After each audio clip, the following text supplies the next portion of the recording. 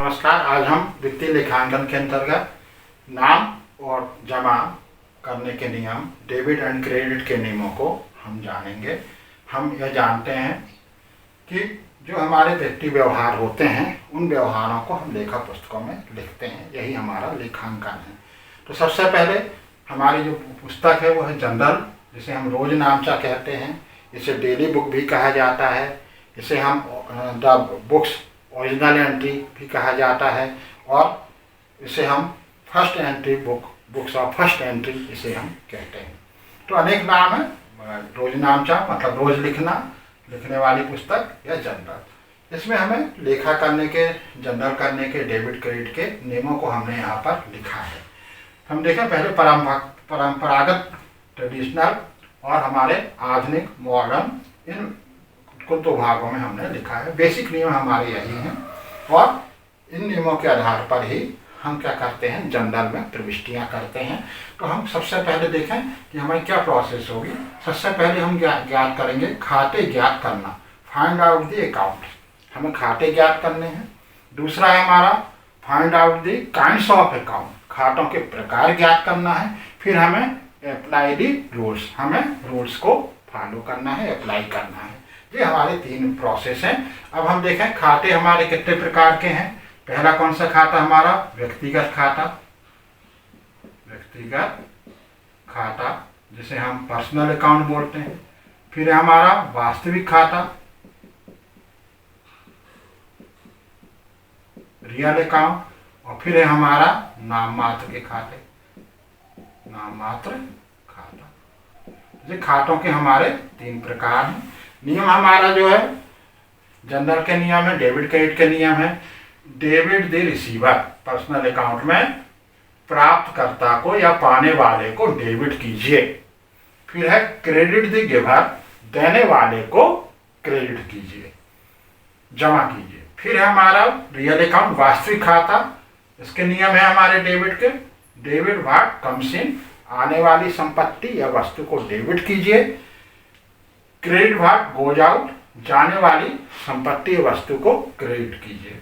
Nominal account का हमारा नियम है debit all expenses and losses, सभी हानियों को और व्ययों को डेबिट कीजिए। Credit all incomes and gains, सभी आय और प्राप्तियों को, लाभ को हमको क्रेडिट करना है। तो ये हमारे नियम है। हम दूसरे रूप में देखें इन्हीं को, तो एसेट्स अकाउंट, जब भी हमारी संपत्तियां बढ़ेंगी तो हम उसे डेबिट करेंगे। संपत्तियां में कमी आने पर हम उसे क्रेडिट करेंगे। दायित्व के दशा में उल्टा हो जाएगा, हमारा दायित्व कम होने पर डेबिट, बढ़ने पर क्रेडिट।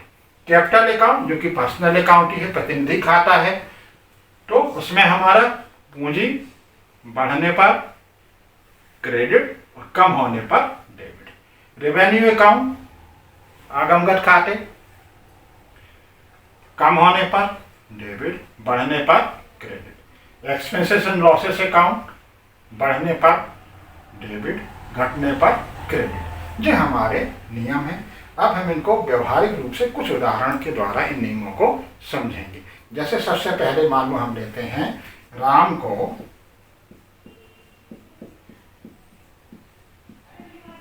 चेक से भुगतान किया 500 रुपये। क्या के द्वारा, पेमेंट बाय चेक। तो यहां पर हम देखें कि खाते कौन कौन से हैं। पहले खाते ज्ञात करना। पहला खाता हमारा राम्स का अकाउंट, राम का खाता। फिर दूसरा खाता हम देखें कौन सा है, बैंक अकाउंट, चेक से दे रहे हैं तो बैंक अकाउंट। दो खाते हमने बता दें, प्रत्येक व्यवहार में कम से कम दो खाते होंगे, दो से अधिक भी हो सकते हैं। अब हम खातों को ज्ञात कर लिए। खातों के प्रकार ज्ञात करें। राम्स कौन सा खाता है हमारा, पर्सनल अकाउंट, पर्सनल अकाउंट।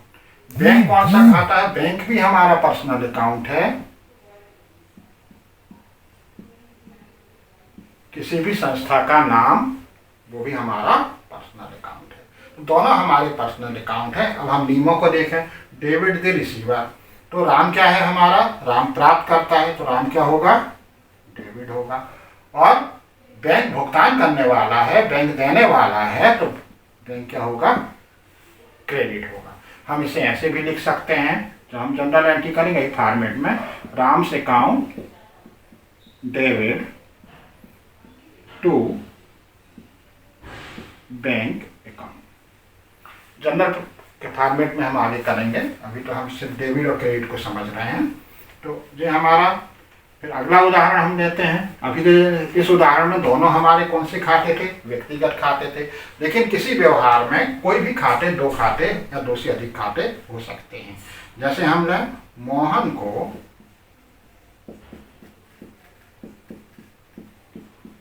नगद दिया 500 रुपये, cash paid to Mohan 500 rupees. अब मोहन को दिया, तो यहाँ भी हम देखें खाते, देखें कौन से खाते हैं, खाते ज्ञात करना। मोहन से अकाउंट पहला खाता, दूसरा हमारा है कैश अकाउंट, रोकड़ खाता। अब खाते हम ज्ञात कर लिए। खातों के प्रकार, मोहन कौन सा हमारा पर्सनल अकाउंट है, व्यक्तिगत खाता है। कैश कौन सा हमारा रियल अकाउंट है, वास्तविक खाता है। हम नियम को अप्लाई करेंगे। तो नियम हम देखें, मोहन प्राप्त करता है, तो मोहन क्या होगा, डेबिट दे रिसीवर, मोहन डेबिट होगा। और कैश हमारे पास से जा रही है, तो क्रेडिट व्हाट गोज आउट, रोकड़ खाता क्या होगा, क्रेडिट होगा। इस व्यवहार में पर्सनल खाता था और रियल अकाउंट था। अब हम और आगे बढ़ते हैं। एक उदाहरण लेते हैं। फर्नीचर नगद खरीदा, फर्नीचर नगद खरीदा 5000 रुपये।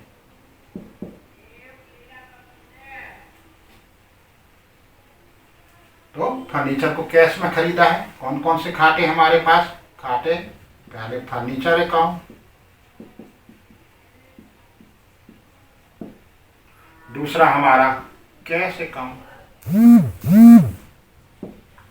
अब फर्नीचर अकाउंट कौन सा है हमारा, संपत्ति है हमारी, रियल अकाउंट, वास्तविक खाता है। कैश भी हमारा रियल अकाउंट है। जब नियमों को हम देखें, तो फर्नीचर हमारा खरीदा है, फर्नीचर आ रहा है, डेबिट व्हाट कम्स इन, तो फर्नीचर अकाउंट को क्या करेंगे, हम डेबिट करेंगे। कैश हमारे पास से जा रही है, इसलिए कैश अकाउंट क्या होगा हमारा, क्रेडिट होगा।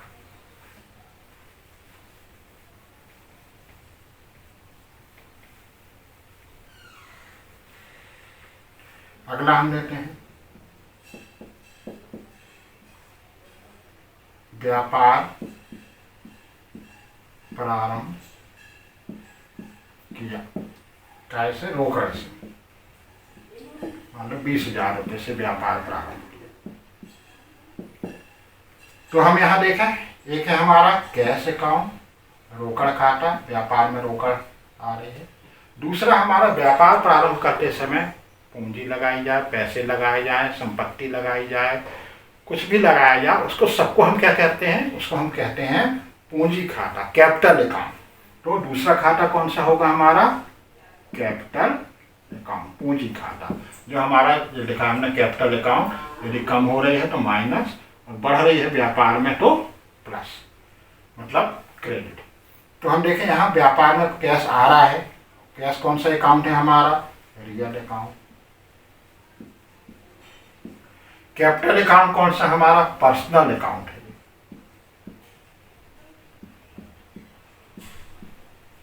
अब यहां हम देखें, कैश व्यापार में आ रही है, तो कैश अकाउंट हमारा क्या होगा, डेबिट होगा, debit what comes in. Capital हमारी बढ़ रही है, प्लस हो रही है, तो ये हमारी क्या होगी, क्रेडिट होगी।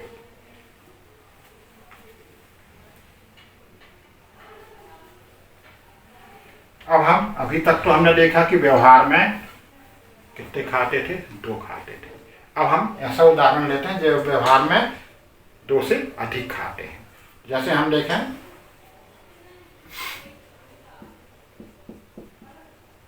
अशोक को 490 रुपये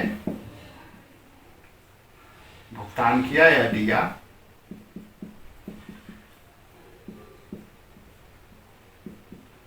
उनसे छूट मिली 10 रुपये।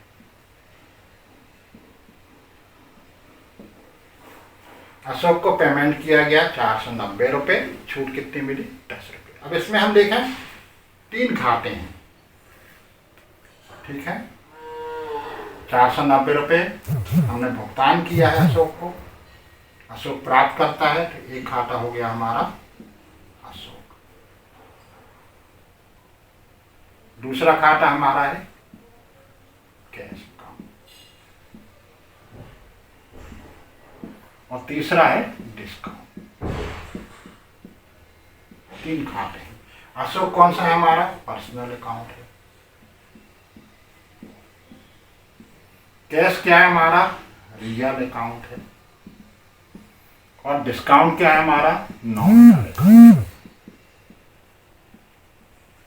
अब हम नियमों को देखें। अशोक को भुगतान किया, अशोक प्राप्त करता है, तो पर्सनल अकाउंट में डेबिट दी रिसीवर, तो अशोक के अकाउंट क्या होगा हमारा, डेबिट होगा।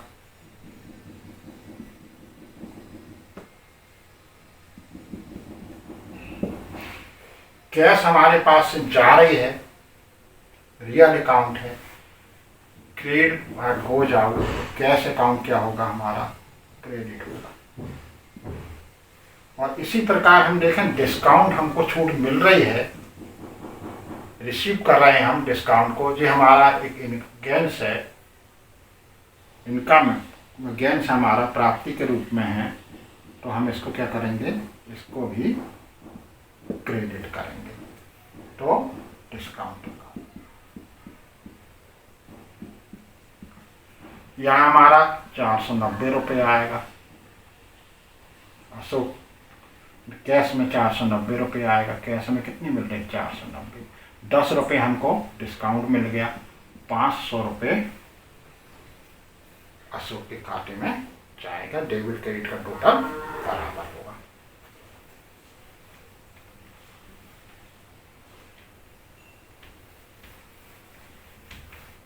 एक और ले लेते हैं हम। आशा से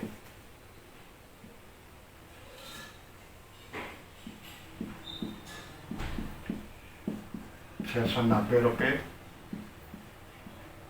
प्राप्त हुए, उन्हें 10 रुपये छूट दी। अब यहाँ फिर हम देखें हमारा प्राप्त हुए कैश अकाउंट है, आशा है, और फिर है हमारा डिस्काउंट। 2 से अधिक खाते हैं हमारे, कैश अकाउंट, रियल अकाउंट, आशा अकाउंट, पर्सनल अकाउंट और डिस्काउंट अकाउंट, नॉमिनल अकाउंट। नियमों को देखें, कैश हमें प्राप्त हुए हैं, कैश आ रही है, आने वाली संपत्ति को डेबिट। आशा देने वाली है, गिवर है, आशा क्या होगी, क्रेडिट। और छूट देना, डिस्काउंट अलाउ, हमने छूट दिया है, हमारा हानि है, तो ये भी हमारा क्या होगा, डेबिट। तो यहाँ हम देखें कैश अकाउंट डेबिट होगा, डिस्काउंट अकाउंट डेबिट होगा,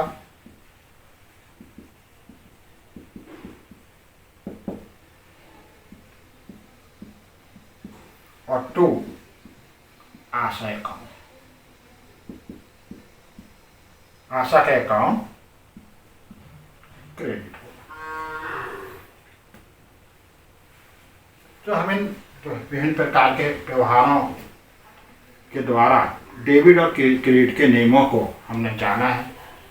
आप भी पुस्तकों से थोड़ा अभ्यास कीजिए, इनको नियमों को जानिए, फिर हम आगे बढ़ेंगे। धन्यवाद।